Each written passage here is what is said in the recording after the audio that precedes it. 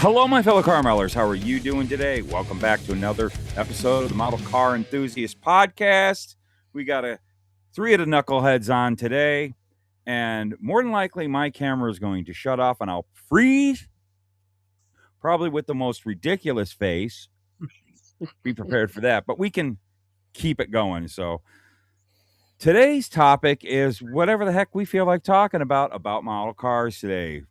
This should be a fun one. We just thought we'd wing it. So this is, what did I say? This is episode 9. We made it to 9 episodes. So crazy.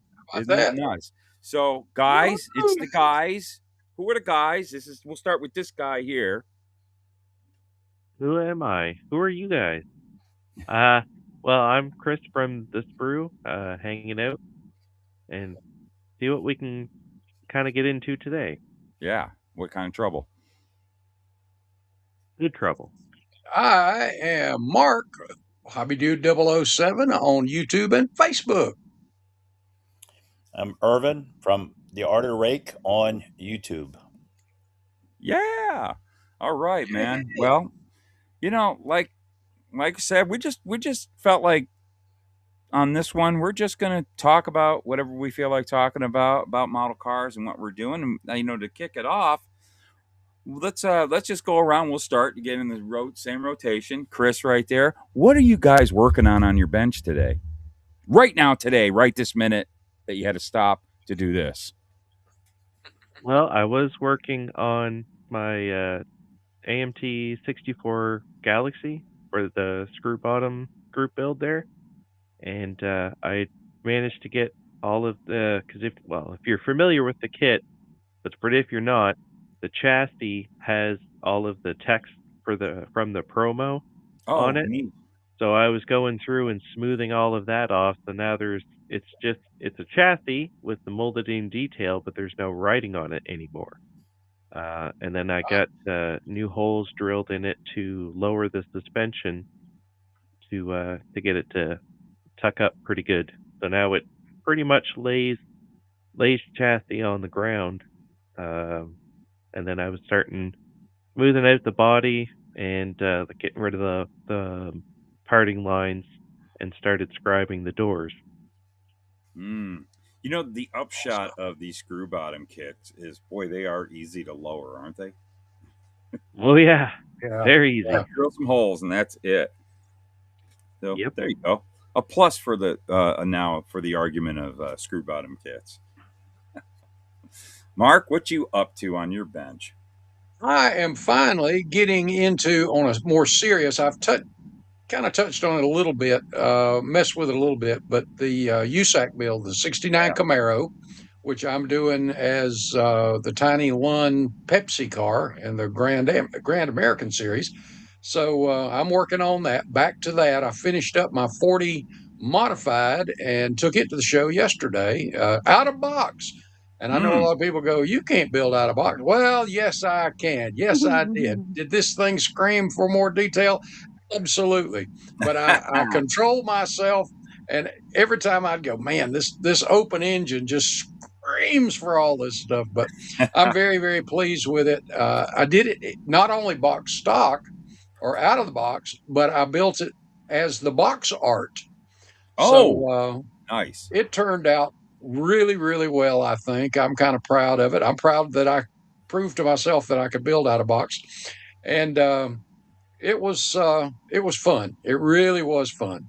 Yeah, I think, like I said, I'm just back now on to the USAC build, and I'm going to knock that out real quick. But I got so much up here and in here that I want to get done this year that I don't know. I'm going to do it. Oh, I know. So many ideas. But yeah, a lot of stuff going on. That's my biggest problem is ideas. And that's what always stalls me right out. Irv, what you got going, bud? Well, of course, I need to get back on my USAC build, but of course, I got distracted with all these new AMT kits that just came out.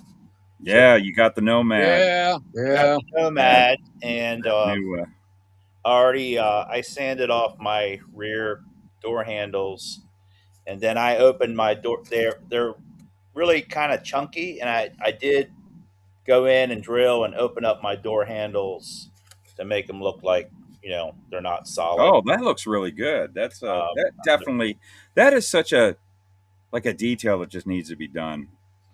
But It as we really were changes the sitting look. here, I discovered I happen to have one of these. Is that right set up? That is so upside down. For Yeah, the, there we I go. happen to have one of these, mm, and I was comparing the wheelbase, and that looks like it was made for it. that's awesome. Yeah, In yeah. length and in width. So That's good to know. So you that's the Revell 59 that you're. yeah. Yeah. Yep. Yeah, 'cause I Well, was, this particular one, it's still a monogram. I might have it. I don't know if they yeah, did they reissue this under monogram. That's Revell. right. I don't know if they Revell reissued that one. monogram at that point in time. It was Revell's. Yeah, but anyway, it looks like that would, if you want a full motor Yeah, and that's a chassis with a good suspension underneath of it, this might be the way to go. I know this is a coupe, and the station wagons had a longer wheelbase, but in model car world. If it fits, it fits. it fits. So I think Because I was kind of thinking of the same thing that you're thinking, but I was thinking, man, I might have to get a hold of that AMT with the AMT 59 El Camino. I was gonna give that a shot, but I think I like the Revell better. It's a better looking chassis and more.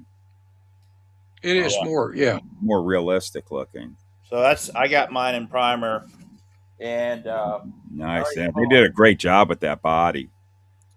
And I switched wheels on my latest shop van, and so I might use the ones that we're going to use. I'm not sure yet, but anyway, so I got that going on, that distraction, and then also I got distractions. I got the Barracuda also. Oh, you picked that up? Yeah. So I've been playing with that. That I think you're doing the slant 6 or. Yeah, I think I'm just gonna do it stock and just lower. Like I have it lowered a little bit. Mm-hmm. Oh, you're going to do that art of. No, there's some rake. stock slant 6s out there. Oh yeah, there's some in kits, but there's also some good 3D stuff too. I probably will do the plate because, again, it's another distraction. Yeah. And, and then I also got, hold on, yesterday, of course, Mark and I were at the Hope It Don't Snow show, and I got Jeff. Oops, I got the wrong box. Jeff at Wall to Wall. I got another. Of course, I'm addicted to these vans. So I got a new style. I got one too. Or excuse me, I got another one too. I got this one. The Chevy, Chevy front end. It's a big boy. It's larger. I was gonna say it's a lot longer. Can you put dually wheels? Can you put dually wheels on these? Why not? You probably could. I'm thinking like big boy wheels, and like the chrome kind of. Yeah. Did you pick up one of those motorcycles? I'm sorry? Did you pick up one of the motorcycles? No, I had so many other distractions that I couldn't resist. I kept looking at them. I told Jeff, I said, I got to have one of these. But hold on, let me grab that, and I will share that with you too. Yeah. So, did it snow? It did not. I heard it might have snowed for some of the guys heading there, but it did not snow at the show. Yeah, Jeff Marsh and Tim Throttle Power, Tim Brown, he said that he ran into some snow coming down. Yeah. In fact, it's supposed to snow here. They said this afternoon, and earlier this morning there was a few flurries, but I think the sun's out a little bit now. But check this out. Oh, wow. Oh, like a custom lowrider bagger. Yeah. Oh, that looks 24 scale. He had these things for $10, and they are, I mean, the disc brake on the front, everything is just really. No. And he had this in a larger scale too. That's a full kit.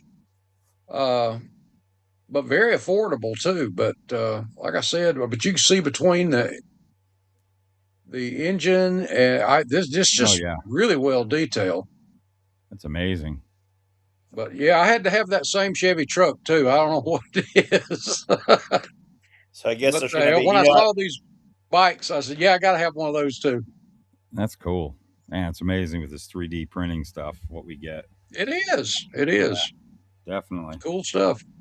Well, I actually have had 3D print stuff on my bench for the past few days. I had to put my personal projects off the side, which I had been working on my USAC 69 Camaro. I'm doing a little stock eliminator. I don't know what it's going to be yet, but just basically a drag car, Saturday night drag car or something, kind of in the days of late 70s, early 80s. I kind of like that era. And of course, it's going to be basically the Rampage, the old monogram 69 Camaro. I got a couple of them Rampage decal sets. I want to put that paint job on it. But I've been messing with that a bit, but I had to put it off the side past few days. I'm finishing up everything, got everything prepped and doing the claim. That's what takes a long time.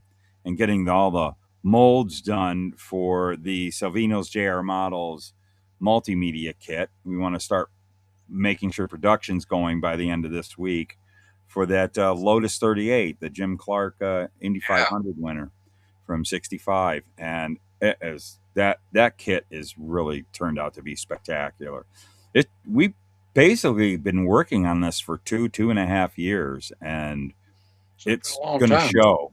It's going to show how well this kit will go together, because we definitely, if there was problems, we went back and redid it. So it's turning out really cool.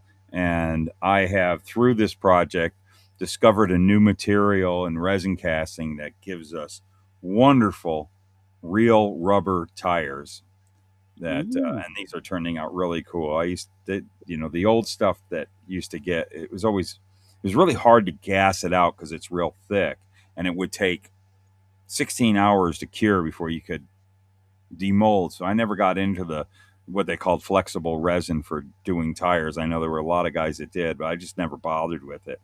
But now this new stuff, I couldn't believe it. I was able to demold in a half hour, and but I would pressurize the heck out of it, and so I'm getting a good tire out of that. So I might mess around with some other tires here in the future. But that's kind of been what I've been concentrating on right now, getting that kit all going production. We've pre-sold. We got like almost 100 pre-orders on that kit, so we want to get those out, and there's going to be another 100. We're going to make a total of 200 of these, so this should be good. And then we'll see. This project is pointing us into a direction that there's some plans that we've got that I can't talk about yet that are going to be really, really cool for all the people that buy from Salvino's JR Models, and some of we could possibly, a lot of cool things we're going to be doing. So we got cool stuff happening there, and then I'm going to get back onto my USAC Camaro, because that's going to be primary focus on my bench. Even though I've got 753,000 little squirrels running around constantly and constant new ideas coming up every day. Can't stop them from coming in my head. But you were talking. That was part of the curse from yesterday was. Oh yeah, all that stuff on the tables and being even more inspired. In fact, I saw some old buildups that people were selling $10-12. Yeah, that were pretty inspiring themselves as far. Ooh, now that's kind of cool. Whether it was the color or the whatever it was, just inspiring. Sometimes I've got a couple of them. You get these built ups. Sometimes you spend like $3 on this built up, and you look at it like whoever built it years ago, it actually, man, this is pretty neat. I might just change a few things, put different wheels in it, polish the paint a little bit, and have kind of make it my own, and really kind of let the original builder, whoever that might have been, kind of keep their work into that little project. It's always neat when you find those. Here's one I bought yesterday for $10. Oh wow, look at that. So it started out as I think it's an MPC Corvette convertible. Yeah. Grafted the top on, and It's got a lot of body work on it. And then a Mercedes, and then the front end. Yeah, it looks like a Corvette, and then turning into a Mercedes. And it's got, I don't know if you can see this or not, but it's got like a spare tire. It's Oh got wow. yeah, in the All back, that. yeah, Oh, lug and all the up in the wrenches, back. and That's cool. it's got carpet in it. I think it's got carpet in it. A fuelie. It's got a fuelie in it. Jeez, that's just put it right up on the shelf. Yeah, I polished it a wow. little. I polished it a little bit. I mean, the bodywork is starting. Somebody put some love into that. Yeah, Yeah. it's starting to, the bodywork is sinking. It probably was done maybe with red putty. Yeah. Yeah, It's definitely sinking, but I just polished it. I mean, I really like it just the way it, even though it's just a cool. Yeah. Yeah. It's I've a gotten cool quite a car. few. You get those built ups, and you kind of like just want to clean them up and polish them, make them a little nicer. But the bummer about those things is I've got like quite a few, and I've done a couple videos on it where I would get a built up, and it's like I'm not going to strip this and repaint it. I'm going to work off of what's there and kind what of they had there. Yeah, rejuvenate it a bit, and you get it all done, and it's like it's got the essence of some other bill. It's sad. There's a story there that we'll never know. You never. And sometimes I look at those and just wonder what was, especially something like that one, Irv, because there's so much work. That was somebody's pride. They probably took it to shows decades ago, for all you know. You wonder Well, who the builder was and what their story was and what they were thinking when they were building it. actually, I have the name of the builder is Phil Herbert. Really? Apparently, he was a really elderly. I want to say late '80s, maybe, or '90s. Mm-hmm. He had 400 built models that they were selling at the show. I don't know if they had all 400, but they had a good many, and they Oh were wow. selling them for $10 a piece.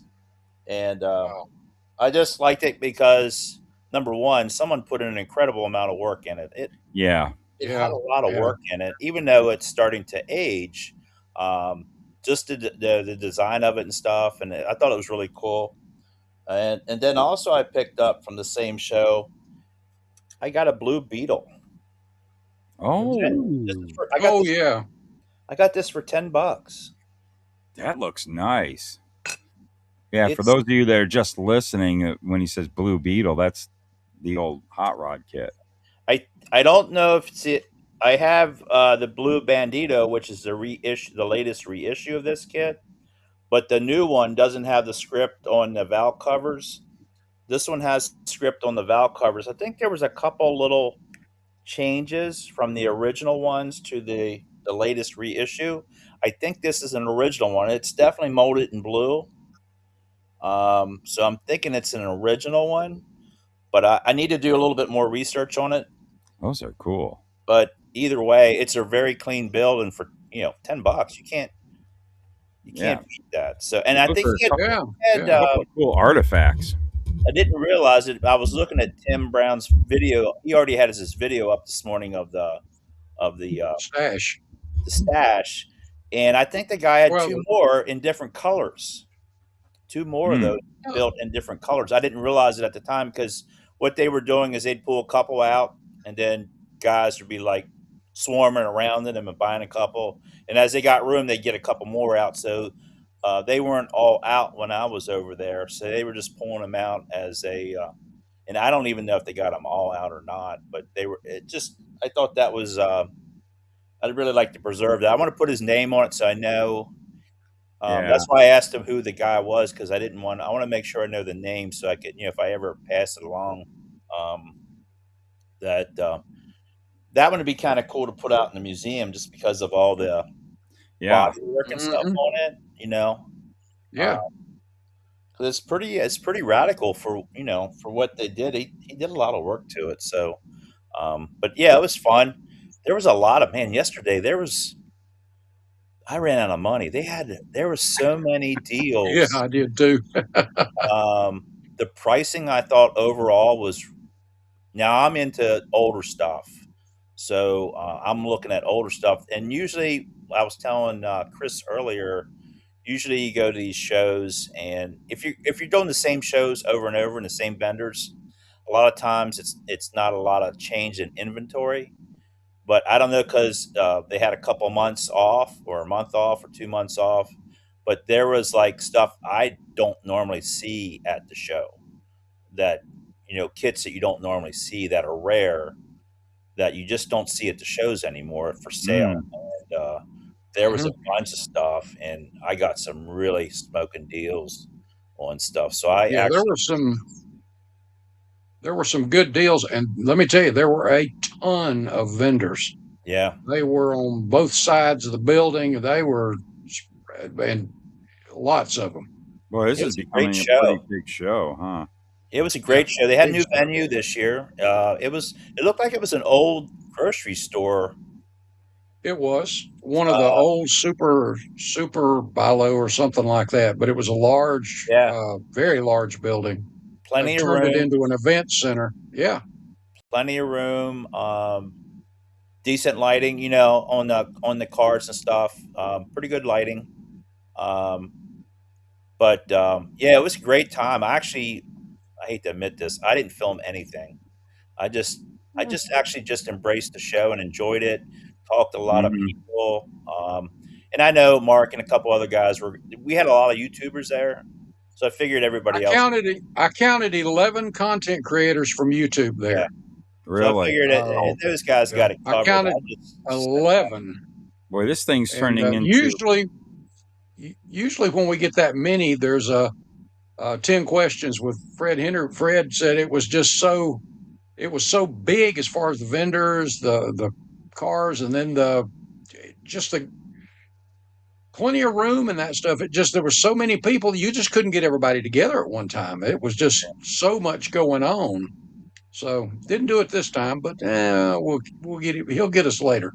It sounds like this show's turning into like Acme Junior. Well, you know what? You know what the best thing about this show was? It was a smaller, but a lot of the Acme cars were there.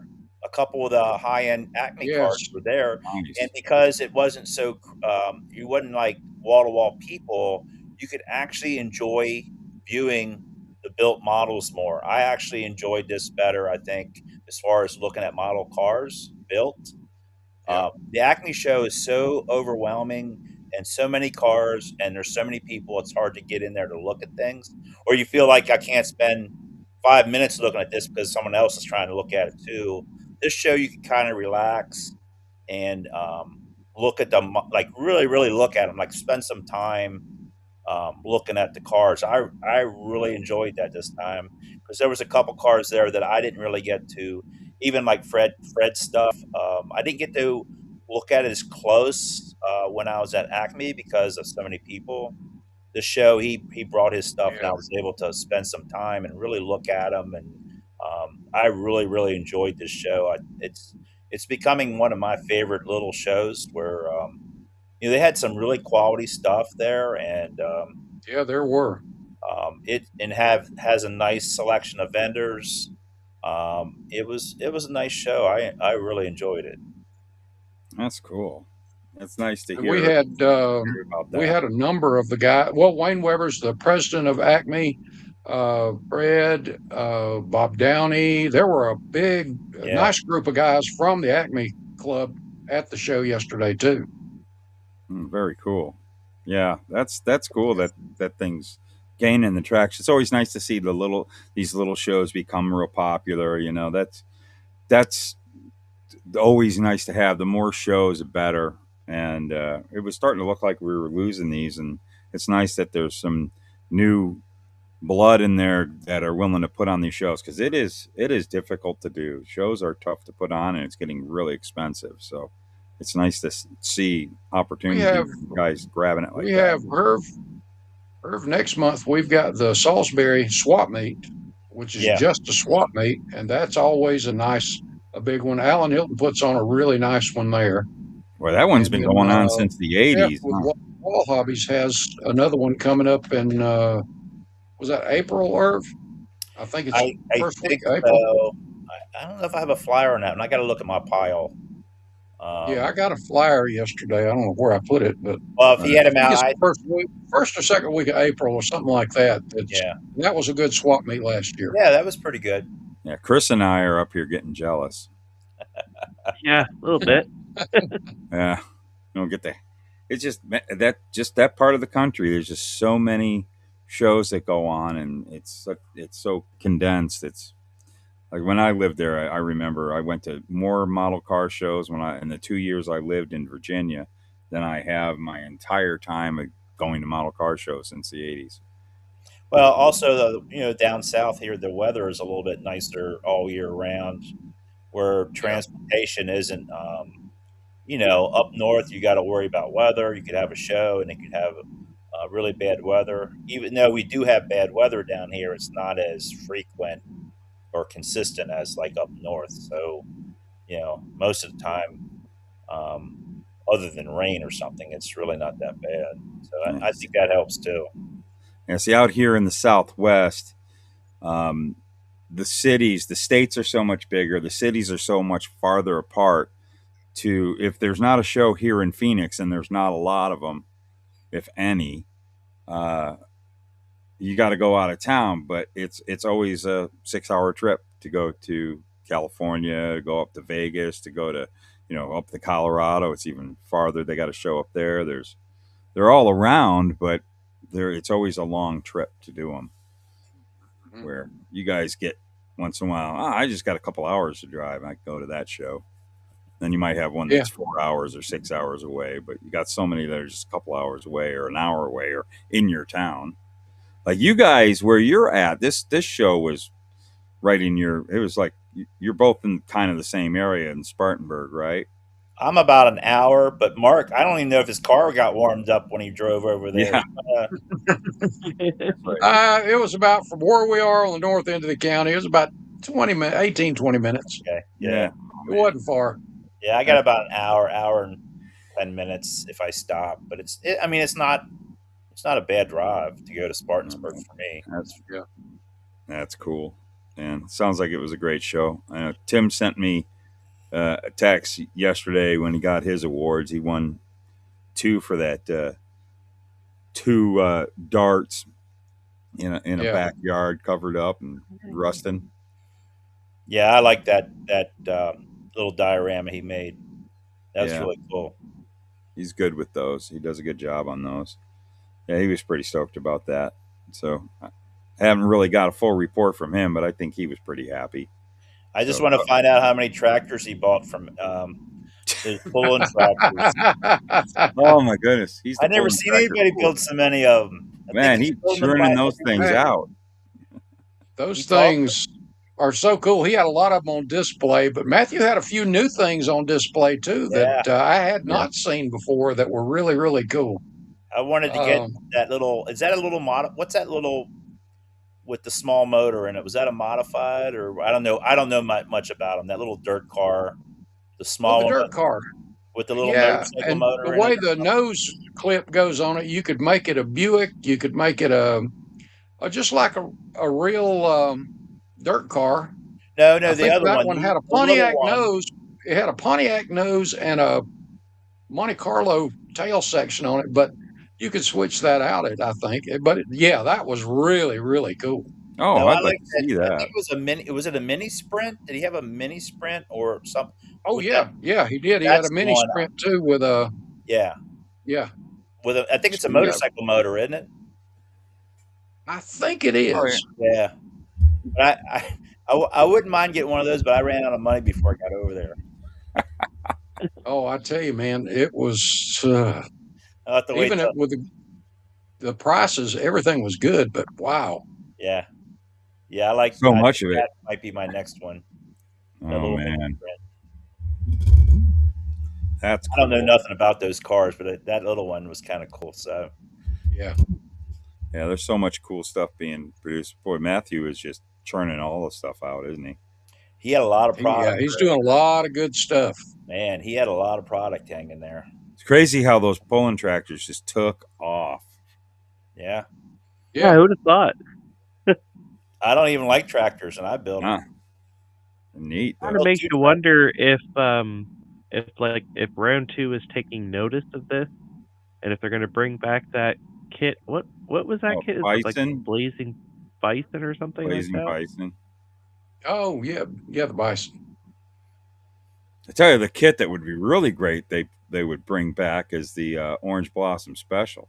Oh yes. Oh, I mean, I have 2 of them, so bad.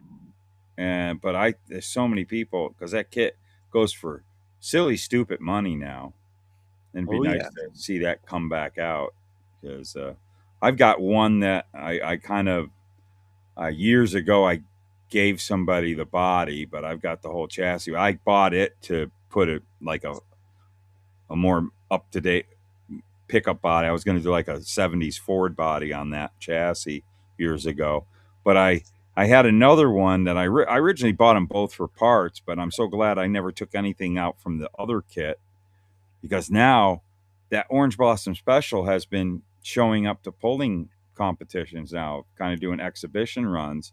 They're still running the car. It's never been restored.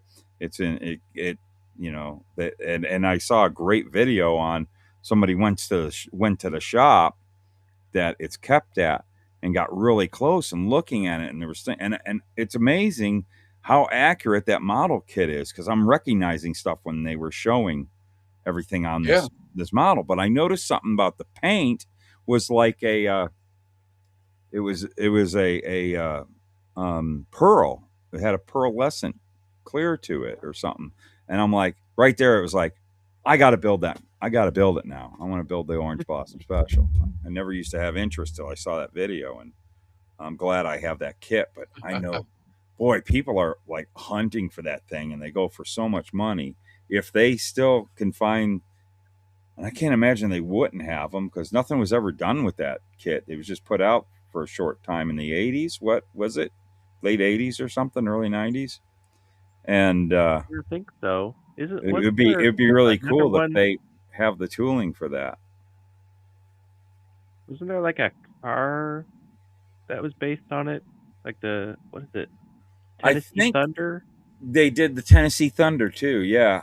I actually have that too. That's right. They did it was a funny car. It was like a Dodge, like a late 70s Dodge, whatever the heck, the little cars. That was a funny car.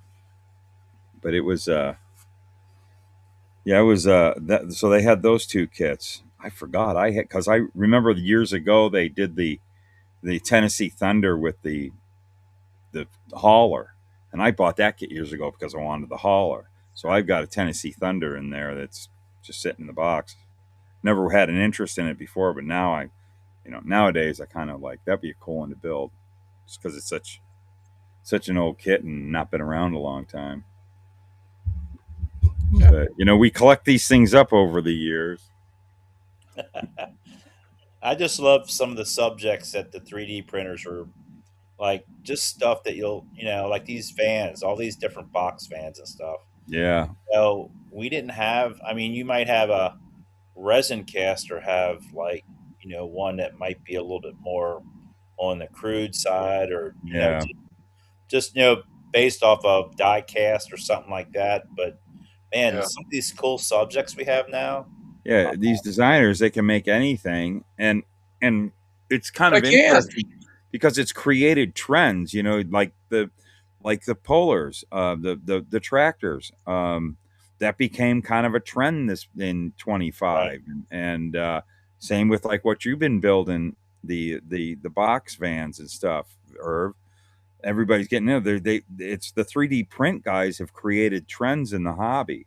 Yeah. That's pretty neat.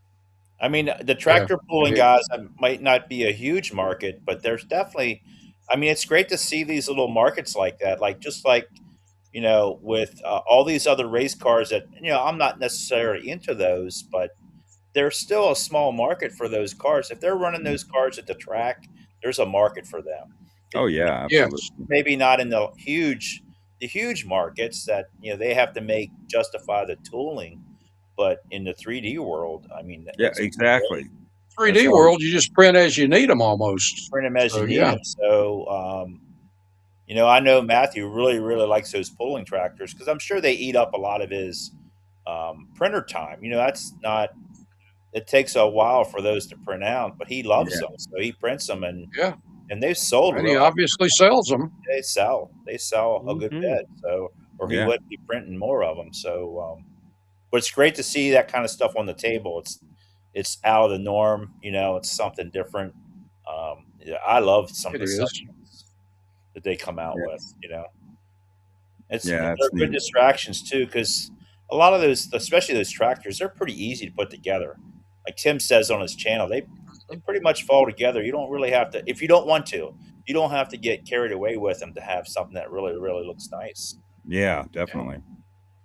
Because they all look good. They look good when they're not even painted. He's got them sitting there. They look good. So adding a little paint to them makes them look that much better. But yeah, like I said, I'm not a tractor guy, but I built two. So And that's something. Well, see, and there's the thing about the trends is you talk about the 3D print guys because of the expensive tooling for a styrene kit. With the 3D print, it's so much uh, way inexpensive to bring almost any kit to reality. But look at these pulling tractors and these vans. It wouldn't be something worth a model company tooling up for styrene, but with the 3D print stuff, putting them out on the market very easily and cheaply, it's gotten people who would normally not build that stuff to build it. So, Yeah. you keep saying you're not a tractor guy, yet you built two. Would that have happened if that was just a kit you found at the at A the store? mass-produced kit that, Yeah, yeah, I don't know if you would I it would yeah, I scrap the probably wouldn't. interest.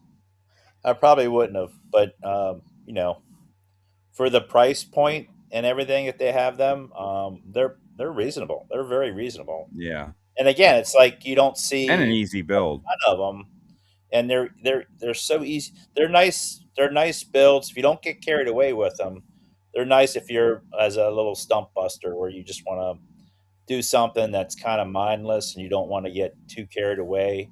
You just want to finish something. They're great for stuff like that. You can Ah, just that's cool. crank them out. But yeah, I like some of that stuff. I like different.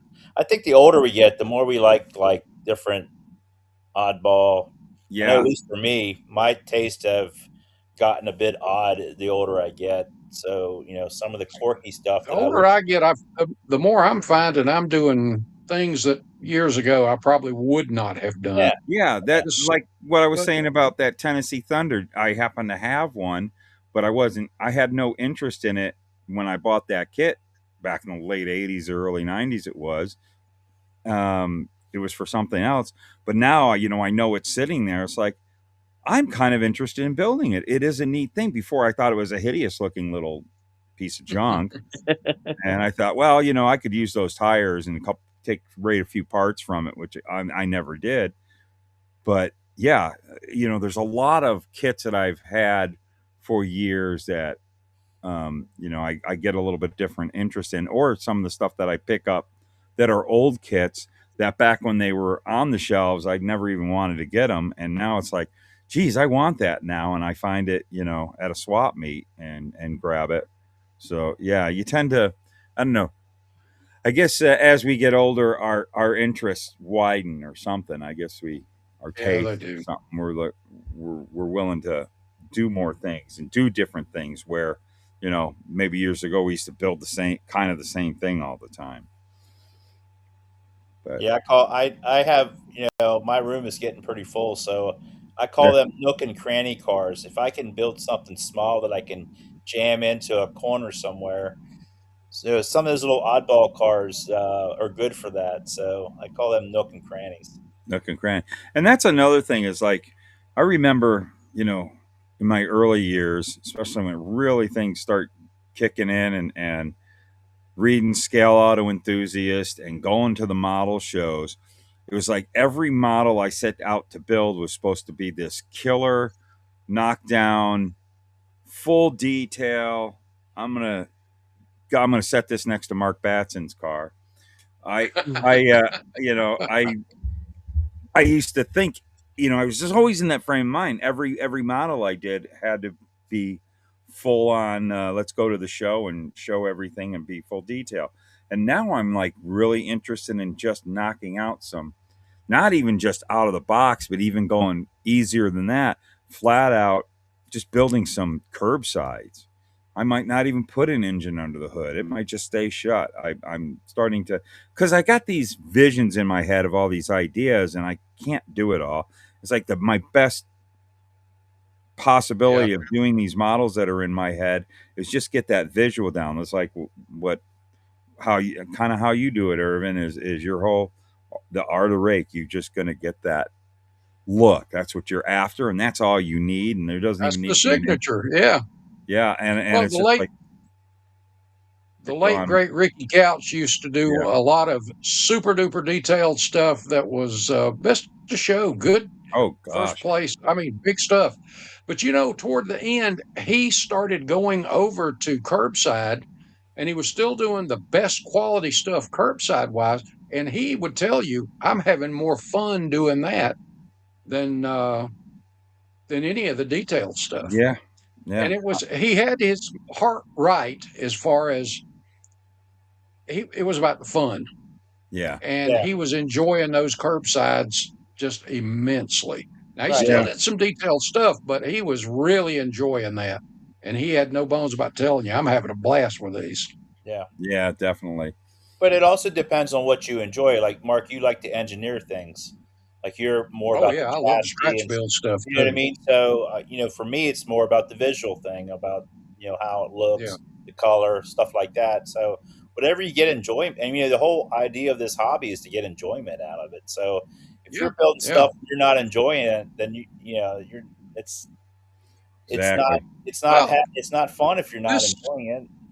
This 40 modified out of box, I had more fun with that, but I have to admit, I had a struggle with that big open engine.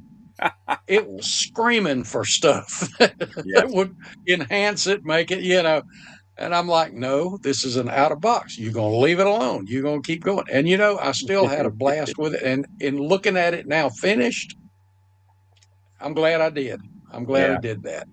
But I started just telling myself, look, go back, do another one of the same thing and blow it wide open. I don't know if I even want to do that because this was just fun like it was. Yeah. But, it's kind of difficult once you've started scratch building and adding little scratch build tidbits here and there that just Matt Inman yesterday, I picked up an Ultima battery from him, and somebody said, now Mark, as well as I do, you're going to miss taking those 6-round tubes and building that yourself. And I said, well, you know what, you got a point there. I said, but I got to admit, this is a whole lot easier because it's made already. But, I do love engineering and scratch building stuff, but I relearned something with this out of box. It's still fun. Yeah. Oh yeah, it's still fun. The basis of everything for this whole hobby. That's what we do it for. And my granddaughter yesterday. Oh yeah, let's hear about this. That's right. She won the Sponsor's Choice for the juniors up to 11 years old. She won the Sponsor's Choice Award, which was a plaque. She won a first place medal around her neck that she would not surrender. She went out wearing it. She won let's see, I'm going to do a video on it, so she let me keep it. She's got a tumbler over here that's got the SCMA Hope It Don't Snow 2026, and it's nice logo on it. And she got poker chips from the Acme Group, Star City, Rocky over at Star City's channel, and there's one other. But anyway, she did better than Papa did. Wow, And that's she okay. brought in the I don't care. hardware. I don't care. But yeah, she was tickled to death. But you know what? You know, if you watch the video when I was teaching her to airbrush chrome when she did this Jeep right here, all the chrome, because this thing is one of those Lego snap together little cars, same Oh thing yeah. as her Volkswagen, but all the chrome, that tank on the front, the stacks, all that stuff, she airbrushed that with all clad. And this was 2 years ago. She won first with it. But I have them here right now because I'm getting ready to do a video on kind of proud papa thing. But she took one of those Airfix um, VW buses. She picked it out at the hobby shop, VW buses, and it was red and beige, and she wanted it to be purple and white. And but her 8-year-old hand would not hold that button on the spray Mm-hmm. can. So I decanted for her.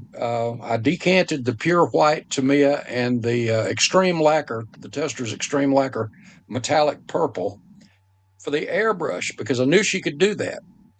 And then she buffed all of that stuff out. The purple, the white was fine, but it was a little hazy. And I told somebody when I was going in, people are going to look at this and go, "Oh, Mark did that for her. She didn't. An 8-year-old didn't do that." But she did, and I got the video to prove it with her waxing and doing all that stuff. And Yep. but be warned, I think I shot myself in the foot with that because while she enjoys doing this with Papa, I kept pushing and pushing and pushing, and she was getting tired of buffing and rubbing out, and I just kept pushing her and pushing her and pushing her. And at the end, it was like, Papa, I don't know if I want to do another one of these for a long time. And I'm like, I should have kind of spread that out a little bit or Yeah, something. but But maybe her getting the accolades changes your I mind. kind of burn her out. But I was getting ready to say, but by the end of the day yesterday, it kind of made it worthwhile for her. Right. But yeah, Now she knew what she putting in the made work. out well with the poker chips and the awards. She did good. So I was proud of her. I was proud. That's And I'll awesome. be doing a video on her Beetle, Oh, or good. not Beetle, but on her bus. I just couldn't believe an 8-year-old picked a 63 VW bus as a project. Yeah, that's cool. But the purple and white turned out pretty good. That's good. That's good. Yeah, So she had a good day too yesterday. I can't wait to take Felix to a show with a model. I know he's Oh, it was fun. he's getting into doing some building. He's got a Camaro he wants to finish real bad, so we'll be getting him into. Eventually, he wants to get more into the painting of here soon. So I'll be having to do the same thing with him. That's got to be that's really great that she got so noticed and did that well. Oh yeah, she was tickled too, but I think I was happier than she was. Yes, of course, but we're always proud of them, aren't we? Yeah, we are. Yeah, definitely. Yeah, that sounds like a really cool show. Lots of cool stuff there. It was. Yeah, good ideas. Get inspired by other people's builds.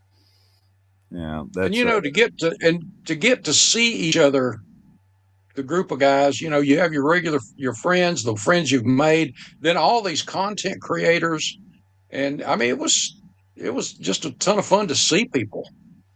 Yeah. I don't know about you, Irv, but I had a number of people stop me while I was filming and setting up and doing that just to say hi. Yeah, I had a lot.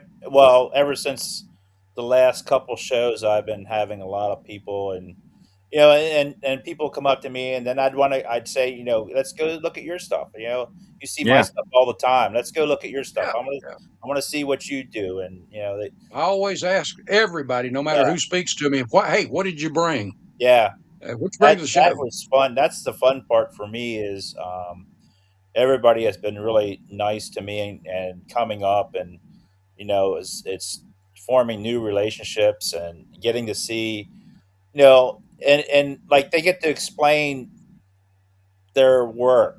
It's different when you look at something versus the person who Yeah. built it. That might point out some of those things that you might not see right away, but learning the Exactly. process of what they did, or some of these models, it's interesting. It's just like real cars. Some of these models have stories to go with them, and Yeah. like Exactly. even going to one-to-one car shows, I'm at the point now where I'm more interested in the story behind it than Yeah. the actual car. Like a car all done up from top to bottom versus something that's street driven, or it's been in the family for their whole life, or is all original, or that kind of stuff Mhm. is really interesting to me. So hearing stories about someone's building, or someone who inspired them to do something, or someone saw my channel and saw something that they tried out, and they want to show me the results of that And it worked. process, Yeah. Yeah, Yeah. I love that. work That's for always them. so That's nice. making it worth it. Yeah, that makes it worth it. And I got to see a lot of cars this past weekend that I looked at them, but to go back and see them with the actual builder, I think gives you a little bit better appreciation of their build. It just Yeah. I have a lot of fun doing that. That was a lot of fun. And what's so cool about that, I always love going and looking at people's models when they're your viewers and they get excited to meet you and all that stuff. And they've seen all your Mhm. stuff.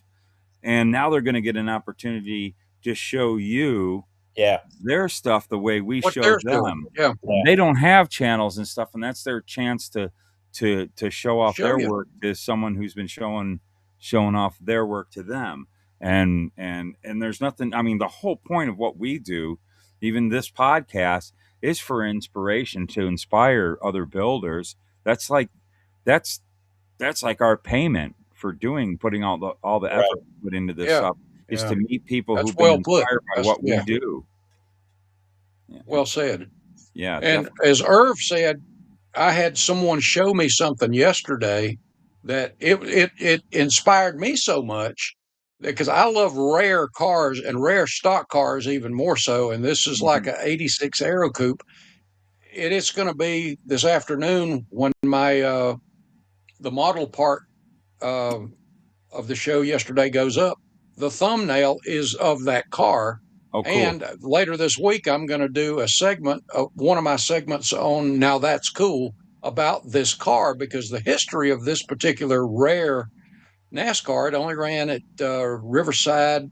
I think it was an '86 the Mhm. one time, and it was Willie T's car. And it just, the story behind it, as I stood there talking to him and reading it and looking at the pictures of the real car at Riverside, it was, I mean, he had moved the fuel filler to the other side, the overflow.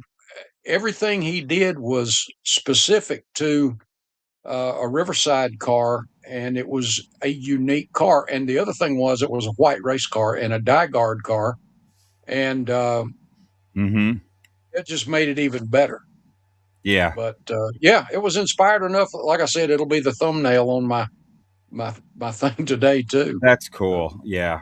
Well, that's Yeah, like right up my alley because of my love for especially that era of NASCAR. It's such a well, I huge told thing. him he needed to get in on the 81 to Yeah, the 91. build. The He build. said, "I'm not Yeah. a member." He said, "I'm not on YouTube." I said, "Well, I'll post it for you then." Yeah. But it's Yeah. Well, really, really good. he the that era and all that, and I love when because I enjoy building of a specific car that was at a certain race and knowing all the history of Yeah. that car. I find that that's going to be fun to listen to because this guy took the time to put the research in. He wanted to build this model of this car, Exactly. and Exactly. he knows everything about that car at that race and what happened, and that's neat stuff when all that kind of when it's a replica of a real car, that there's this backstory to it of the real vehicle that the model Hmm. is and how they I make love sure they that get stuff. everything right. Yeah, that's always neat.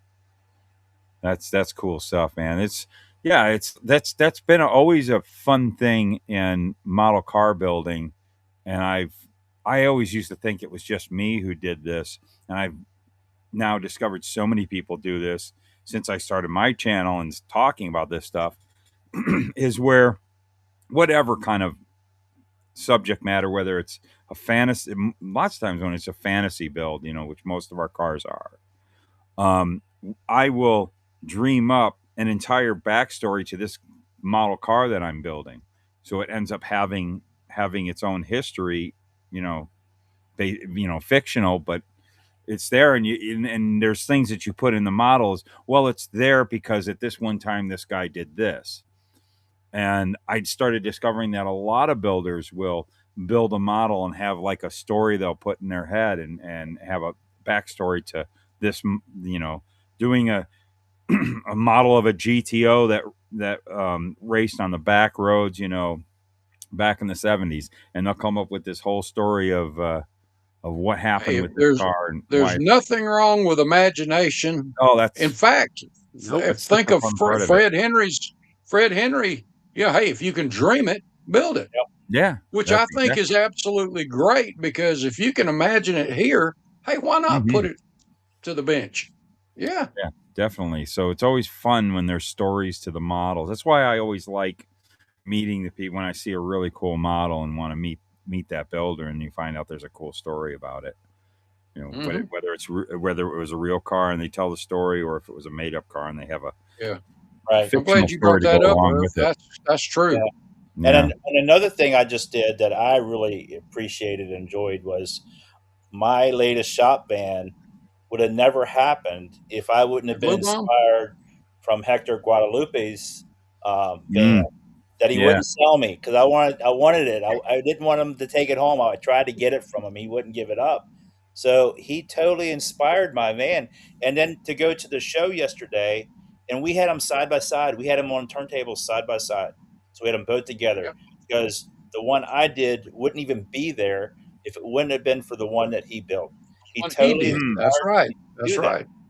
And or I wouldn't have bought that kit. I wouldn't have built it. It wasn't really the van I'm really interested in. But he inspired me so much with his that I turned right around after he wouldn't sell it to me, and I bought one right there at the show. And that's that show where the wall to wall was right behind us, like right behind his van was wall to wall.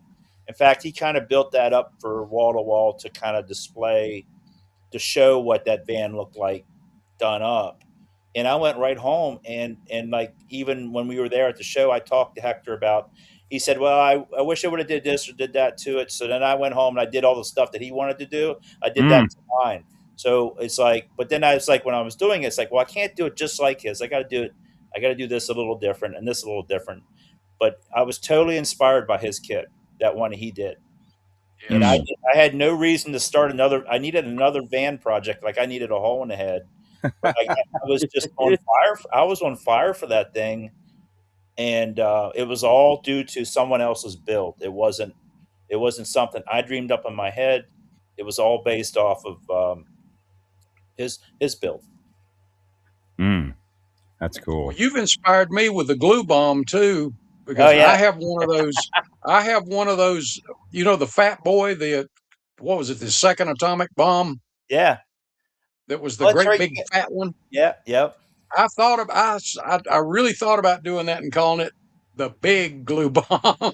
That's all right. Like I said, But it's great. It's I'm great not going. I'm when not going to do that. But I think that is such a cool idea. It really yeah. is. I can't wait to see all the bombs you're going to put in the bag. And that one Yeah, started. that's gonna be cool. That one started by accident too. Matt from Matt's Model Cars and More, he has a filament printer and he printed out these bombs. He printed out a bomb. He gave me one and said glue on it. And I knew right away it meant glue bomb. And then Yeah, I built that whole van around that one Oh, bomb. that that's thing. funny. And then so he printed me out a bunch of little ones too that I'm going to use on the inside. I'm almost done with that. So I should have that at the next show. But I mean, that was fun. And it was all based off that bomb he gave me.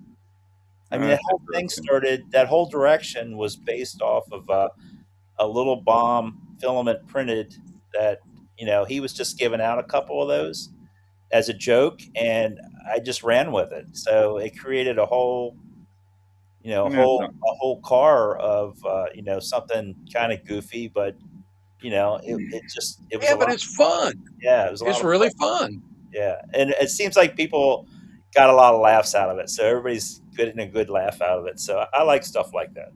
yeah, Oh yeah, yeah. definitely. Yeah. Good times. That's a whole thing, how we inspire each other and all that. But Chris, you're pretty quiet over there. What's going up in Canada? You don't get to go to a lot of shows, huh? No, there's not a lot going on. I've actually, so some friends of mine have kind of been poking at me to go to a show, and it's on March 1st in Mississauga. So that's about 14 hours away from me, but it's somewhere, um, because of the nature of my work, somewhere I can get to very easily. So Oh, that's good. I'm kind of thinking hard about going to that one, and might be able to meet up with some friends that I don't get to see in person very often.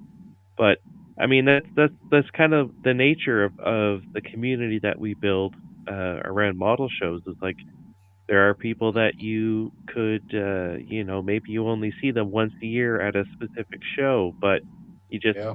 you pick up right where you left off, and it's like you've been together the whole time. Yeah, it So is something. Yeah, it does feel Absolutely. like that when you get to hook up with the guys.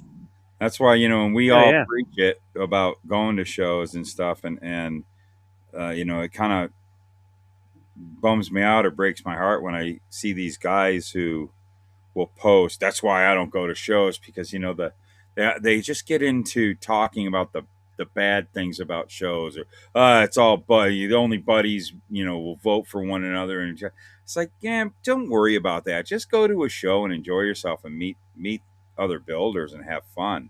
Who oh cares? Just yeah, stop worrying about whether you're going to win or not, or if there's some kind of, oh well, they only, yeah, I've seen it happen. I don't think it's as bad as people like to make it out to be. I go to shows most of the time. When I see what wins, well, it deserved to win. This whole thing of, you know, a club takes care of, or whatever the heck, all that stuff, to give someone an excuse to say, that's why I don't go to shows, or that horrific saying that I Yeah, just can't stand. I build for me. Well, we all build for ourselves, even us who want to yeah, be competitive and have fun at shows. But we go to show. Yeah, we are competitive. We like, it's fun winning awards and all that stuff. If we it's don't, nice to be who cares? recognized, but it's not about that. It's not about that. You go to model car shows because of the camaraderie and the inspiration, and I've just made the best friends I've ever had in my life at model shows. And it's just you just go to them, man. Who cares? But bring a model. Don't worry about it. Put it on the table. It's like the thing where and I know a lot of guys will. I build this model to take to shows. I just build this model to put on the shelf, and they call it a shelf model. It's like, it's got to be turned into a real catastrophe for me to never take it to a show. But every model I build, all the way down to the basic slammer, just out of the box, whatever I put together, I like taking them to shows. I don't care about competing at that point. I will build a car that I'm going, okay, this is my competitive car, and that's enjoyable to me. But I love putting down whatever I've done. Just, I like showing my stuff off to my friends, and I like seeing their stuff. And that's, whenever I'm building something, I'm always thinking about, man, I can't wait till Mark sees this. I can't wait till Irv sees this. It's always in my head whenever I'm building. I'm, yes, I guess you could say I'm building for you guys, but I'm excited. It's for me, in the sense of, I can't wait to show you what I've done. And man, check this out. And then it inspires my buddies. And that So goes to the point that if it weren't for model cars, would any of us ever know each other? no. probably not. Probably not. Um, But live in like you different guys, parts of we the know people. world. I have followers and people that contact me regularly. One from Australia, two from New Zealand. Yeah. Kim in Denmark, of course, who's another content creator. Yep. I've got one, Chess, in England, and like the rest of us do. And it's just, if it weren't for model cars, would we have ever known them? Exactly. Yeah. Yeah. We do. None. We have friends all over the world now, and we do this kind of Mhm. stuff. You know, we would have never Yeah. been able to do this years ago. But here, you two guys are. You know, Chris is in another country, way up north, way up north, Way. and you guys are there in South Carolina, and I'm way out here in Arizona. But we get to hang out and BS, and that's always fun, you know. And it's great, you know, with you know, Facebook, all the friends that aren't content creators that we have made on the Facebook groups that we Mhm. and then we end up bumping into them. You know, don't know each other by face. Oh no, I'm Matt. You know, and we find out who you know, finally meet each other when we all meet up at shows sometimes, and we've been talking for years. It's like, you know, our you know, our good friend Chris, you know, John Dezan. I knew him and talked to him for years on the internet, and I didn't know what he looked like until that one time that you brought him on to my little stream I would do with all my producers, and one of my early ones. And I was, oh wow, John, and asked him to come on to my podcast because he was a huge inspiration in the early days of the internet. He was he was the first guy, when I talk about the stories, he was the first guy that would do a model, and he had a background of it being in a shop, his Can-Am garage, and you've got that shop, Chris. And No, and you don't unfortunately, have the shop, but make it. you have Jackson Got right there. Jackson. Yep. And he would put and John would put Jack has this figure. Yep, there's the Can-Am garage on his back. So he would go, so Jackson and I put this car together, and he would have a whole story. He was the first guy on the internet who did that. And then he even spawned there was a fella, Scale Models by Chris, remember him? And he started making these little printed out, you know, foam core little backdrops for us to take pictures of our models to look like they were in shops, and he would custom make it whatever you wanted. And we all started buying those because John did that, and that kind of really sparked the online model car show, I guess you could say, and the model car community just grew. And back then there was really just two message boards. It was the Spotlight Hobbies now, but it was Hobby Heaven, where we were on. And then of course the Randy Ayers NASCAR board, and everybody started doing that. And you know, that's why I was so glad I got John on my channel and to talk about that stuff, because as far as I was concerned, he was someone who was a very important part of the evolution of this hobby. But way back then, we never saw each other's faces until we maybe met at shows. But now with the streaming, and we do this stuff, and got finally to meet face to face, and with YouTube, you know, so many of us on YouTube, we all get to know what each other looks like before we've ever met. And that could be good or bad. Yeah, it could be. Yeah. But it's just like, to me, I know that it's been talked about what was something that was the biggest change for the hobby, something that came into the hobby that probably made it better and made it go in a direction that we never had before. And I would have to say the internet. It changed everything for our hobby. We were all, you know, model car building was such a solitary thing, and maybe go to a show and meet some of the people that you would see the models in Scale Auto Enthusiast. But man, now so many people, we get to see so many people's models now, and get to become friends through the internet. And there's more and more content creators popping up, and that's good for the hobby, because that just helps us grow even more. Because if somebody is following them or helping support them, and then they discover the other channels, it's a big support. Yeah, exactly. It's been it has it, and I really think there's more model car builders today than there was like back in 1989 or in the 90s. I think there's a Yeah, lot more model car builders. I know that, the hobby in general of model building, scale model building is far from dying. It's bigger than it ever has been, and the model car section was always kind of a small little part of scale model building. But I really do think that model cars is getting bigger. I definitely, in the past, I mean, I see it with since I've been doing YouTube. I'm going on my ninth year. This year is going to become my ninth year doing it. It's way different than it was when I first started. There's a lot more people. I see it yeah, with my really Facebook is. group that's constantly growing.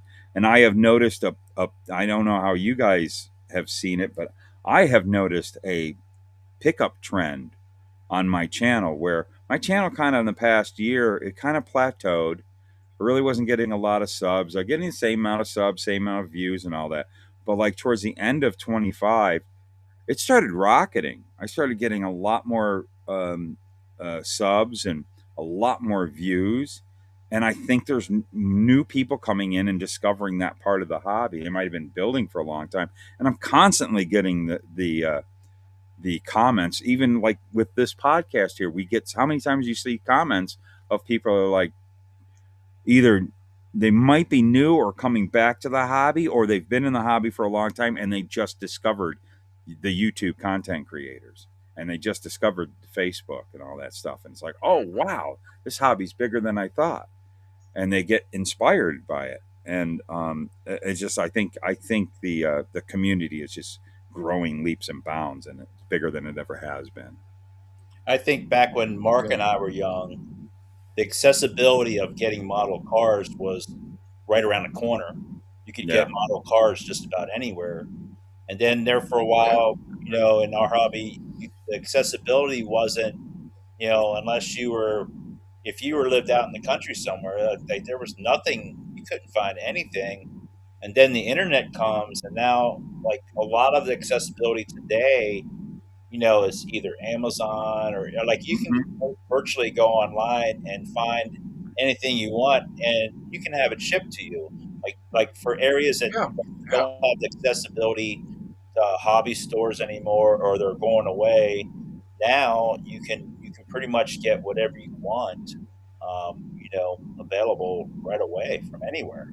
Yeah, definitely. Yeah, it's the best it's ever been. Tim Brown says it all the time. He says, "This is the best time to be a model car builder," and I really agree with him on that. It is Oh Yeah, because yeah. I I do have too. nonstop. I have not. I have never taken a break from this hobby. I started in 1985 and have watched it evolve. I have been very involved in this hobby, never taking a break from it, and it is the best right now than it has ever been. And I remember when I used to in the 90s, I used to have this little complaint. Man, I wish it was like the way it was back in, in the early 70s or this like that. And I used to be palling around with my buddy Dennis Smith, the boss. And he said something to me back then. And it's always stuck to me when I go, man, those were the good old days. And he would go, nope, these are the good old days. These are the good old And days. now I look back at my time, that was when I was living in Virginia. Oh, yeah, those were the good old days for me. But these are the good old days we're in right now. These are probably the best days. And it'll probably get better. But I think we're going to look back onto this time period of like the early, what would this deck, whatever the heck they're going to call this decade, the early 20s, um, probably is going to be a really important time period for the hobby. A lot has happened since 2020 to here in 26. This is a lot of stuff has happened in the hobby, mostly with this, Yeah, between, COVID came and that boosts the hobby itself. But so many of you guys started your YouTube channels and your Instagrams and all that uh, while we were all sitting at home and getting more heavy into the hobby, and it stayed. when everything got back to normal, everybody stuck with it, and it's just growing and growing and growing and growing. And of course, it was kind of that time that made this type of technology boom. With the streaming became so much easier and cheaper to do because this was the only way people could get together for a little while. So it really made this technology develop to where we're so easy anybody can do a podcast like this and put it on YouTube where we all see each other and talk and show things.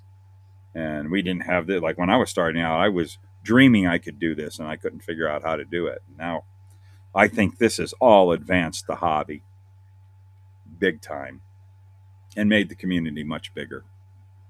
I mean, look at our 3D printers. There's at least Oh my goodness, yeah, 4 or 5 3D printers in this country that are making a living full time. Yeah, full time. We're supporting more. They're selling just enough in model cars. We're supporting enough product or buying enough product that they can make a living doing that full time. Yeah, full time.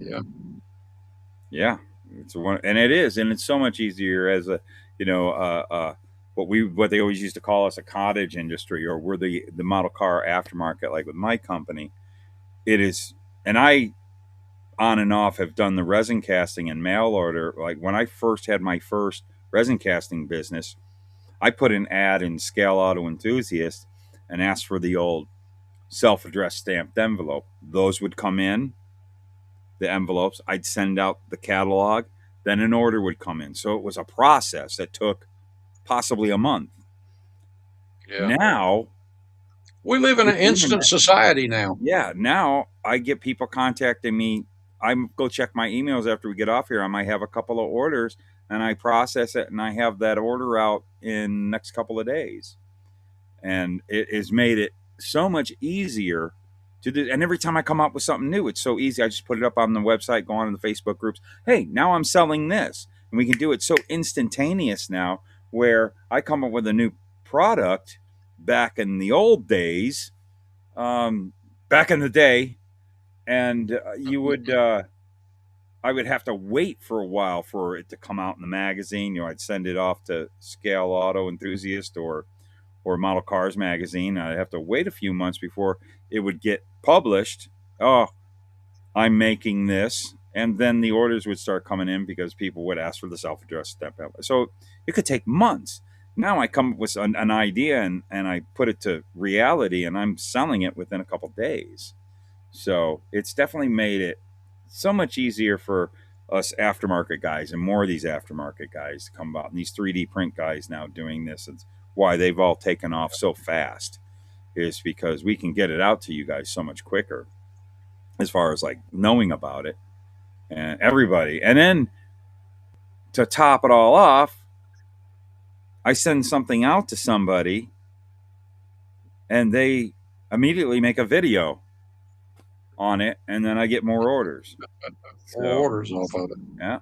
So it's super cool how, it's kind of a really good circle we have here of existing. And it's definitely, this is the best times. You can complain about price of kits or whatever, but that's all percentage, man. The kits are really not. They're no different than it was years. We were all making less money back in the 80s. So it was the same amount, probably same percentage of our paycheck to buy a model kit. Yeah. And 3D printing is continuing to advance. My son-in-law does gaming pieces, things like that. He's got just before Christmas, got a new printer that is printing stuff in some of the most vivid colors. Oh, wow. And I'm just, blown away by the stuff that it's printing. And with all of the color mixes that the thing can do in pearls and things like that, it's just unreal. The stuff can you imagine what any of this is going to be like in 5 years? Well, in another year, much less 5 years. But it just keeps advancing, which is kind of cool.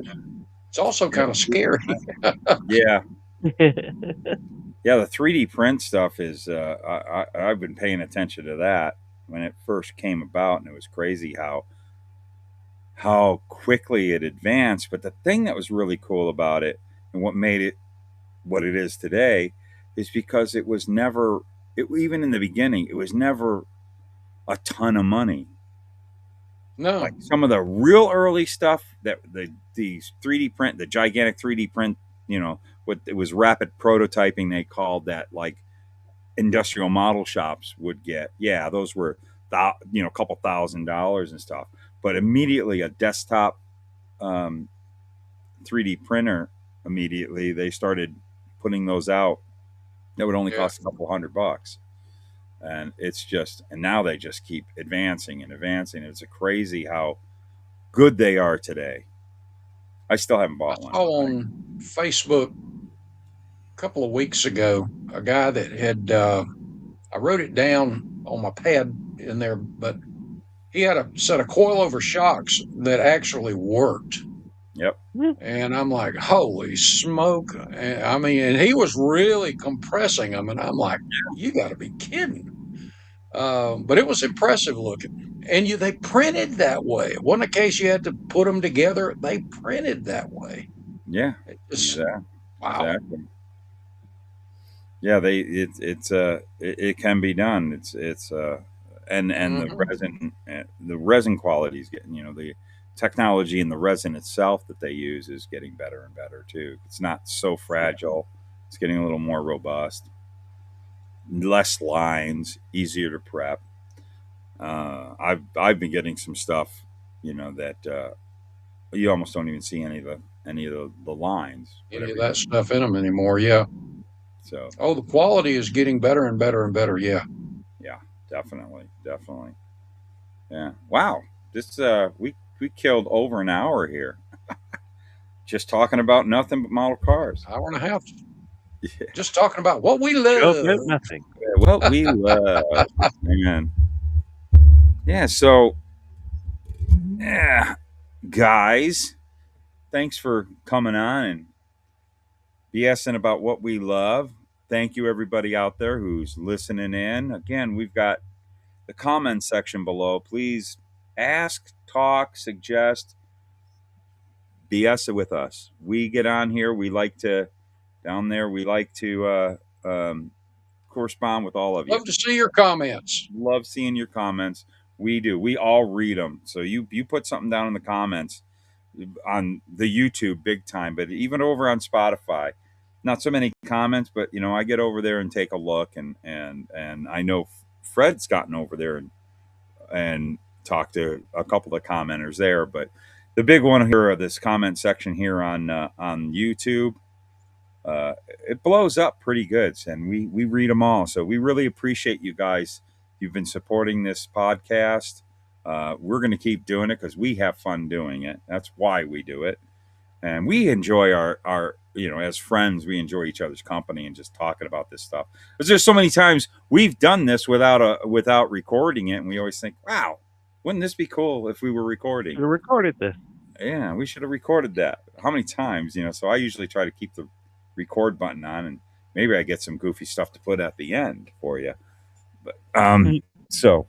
And for our next one, number 10, number 10. Very, very, very special topic that I think is going to be cool for everyone. Oh, yeah. It is going to be one that I think everybody can relate to that one. It's going to be neat. So you're going to want to tune in on that one. It's my favorite. That's your favorite? I think it's going to be my favorite, too. Yeah, I'm pretty excited about it. We were going to do it today, but a few of our key guys, they couldn't make it, and we were like, man, we almost didn't do this podcast. But these guys talked me into it. It was like, that's why we just kind of wung it and just wanted to just talk. And what a good idea to just have sometimes not really a specific subject. Just the subject is model cars, because we are the model car enthusiast. We're very enthusiastic about it. And it's cool that we got on. But this subject that we're going to talk about in the next episode, and you'll be hearing about it soon, we have to have the other guys on too, and they wanted to be on. They were like bummed that they were going to miss out. Oh yeah, yeah. So this is a fun subject that we all really love. It's almost like a whole nother part of our hobby, that is very important, but it's a different Very side of important. our Yeah. hobby. So, but you're all going to have to just wait and find out what that's going to be. So I can't wait. I can't wait. Yeah. So that's a good way of getting everybody wanting to listen to the next one. Well, guys, we'll start with Chris. Go around, say goodbye, would you please? Well, goodbye, everybody. Thanks for stopping by and checking out, a conversation amongst some knuckleheads. And we'll see you on the next episode. Guys, again, echoing that, thank you so much for joining us today. I hope you had fun too, and maybe it inspired you to do something. Come over, check out Mark at HobbyDude007 on Facebook and YouTube, and this guy. Well, I hope I didn't screw nothing up today like I normally do. Yeah. Oh, yeah. Find it on YouTube under Arterake, and coming over and check me out. And like I said, I can't wait for the next episode because it's a subject I really, really love and am passionate about. And we'll see you on the next one. Absolutely. So, everybody, this is me, Luka C. You're on my channel if you're watching on YouTube. So, that's all I need to say about that. Thank you all for listening, watching, and supporting. We really appreciate it. The knuckleheads here, and we will be back because we like doing this. Why? Mark, why? Because they're fun. Absolutely. Well, here's the producers.